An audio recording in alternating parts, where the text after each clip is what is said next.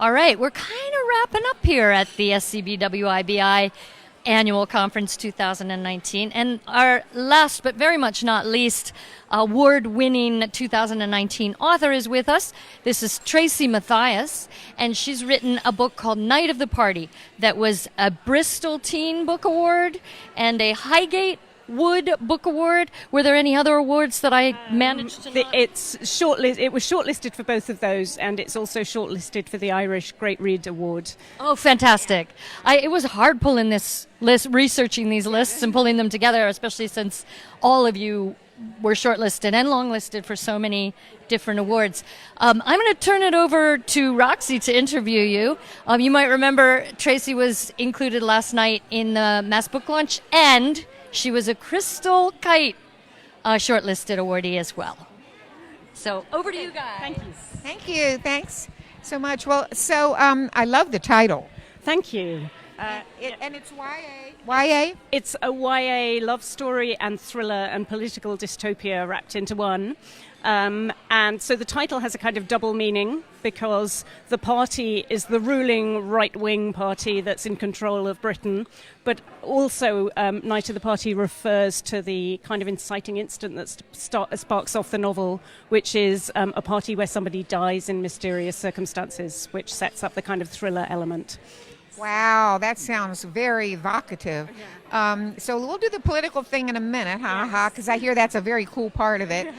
But do you have a male or female protagonist? I have both a male and female protagonist. It's a love story, and it's told in both their voices in alternate chapters, or at least from all alternate points of view. I've told it in third person rather than first person, but it switches between Ash, who is 18 years old and very clever and a bit of a maths geek, and Zara, who is Romanian living in Britain and in love with literature, which was great because it allowed me to quote some poetry and have Tess of the D'Urbervilles as a kind of background text for my narratives. Oh, it sounds terribly creative.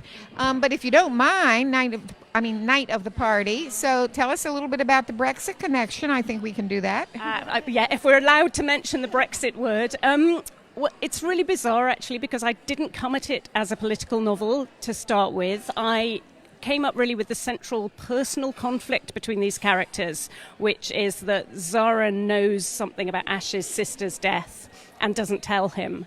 And that was really the first scene I wrote. I was taking part in a playwriting class, and we were just asked to write random scenes, and I'd been developing these characters for a few weeks. And then I wrote this scene where they have this massive argument in which it transpires that she has known his sister, she was there when his sister died, and she hasn't told him. And at the end of the playwriting class, the guy who was running it said, "That's story." And I thought, yeah, it really is, because there's so much backstory there and there's so many ways I could take that forward. And I knew I really wanted to explore it. But for a long time, I just couldn't explain to myself why she would keep that secret, why she wouldn't tell this boy she loved the thing that she knew, which was the most important thing in the world for him. And I went through various possible solutions. So I thought, well, this could be a psychological thriller, or it could be a sort of crime thriller. And I was working on this kind of the very end of 2014, the beginning of 2015, which was the time in British politics when the UK Independence Party were getting a load of media coverage, when there was an enormous amount of talk about were we going to stay in the European Union or not. And so really, I suppose this was about a year and a half before the Brexit referendum.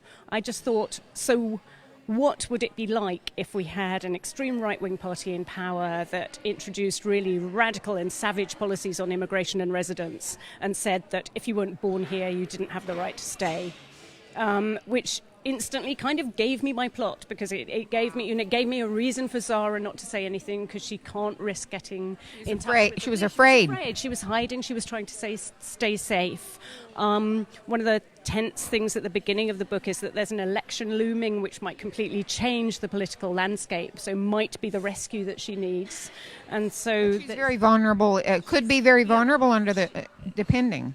Absolutely, she's vulnerable, and she has people she's responsible for. So her mother is in the country as well, and her mother has a partner, and all of whom would be caught up in risk if she was to contact the police. So or to tell her story.